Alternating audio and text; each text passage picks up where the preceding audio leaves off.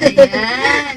Ayan ang Sangyaw Band, di ba? And it's a very, thank you so much for the opportunity po no, nga mag-guest po mo dali sa Mango Radio to feature your songs. So, I would like to say, sige pa, ila-ila sa mo from this side. Good morning, everyone. I'm Pastora Emma Bartolome. Kaya may buntang diya sa atong mga tigpaminaw. Ako si Bart, Kuya Bart. Mm. Hello, good morning. Ako si Nani Shares. Yes. And ako si Joanne Lumasag Lalay. And good morning, ako si Jong.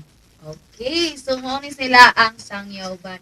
Anyway, I would like to ask ba, asa ba ni nagsugod ang Sangyaw Band? Okay, nagsugod ang Sangyaw Band sa isuli sa amuang kitag og tatay nga kanang evangelist namo sa mga crusades. Nagakanta ko mga crusades.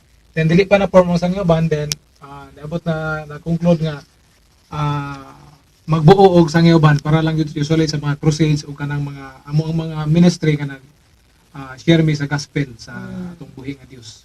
Ayan. So, what are usually, kinsa ba no, Jude, ang kuana ni nag-initiate nga mag-ingon nga Sangyaw Band ang name sa inyong, Okay, sa amo ang kauban nga sa Sangyaw Band ang first yun nga nag-initiate ni si Pastor Benji Lumasag o si Dexter Humantok o si Jules Bardobinto.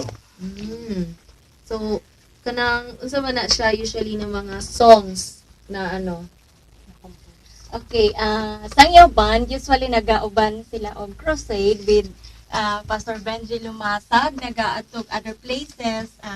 Ang approach manggod nila kay naga-concert muna, then after the singing is kanang naga-evangelize na.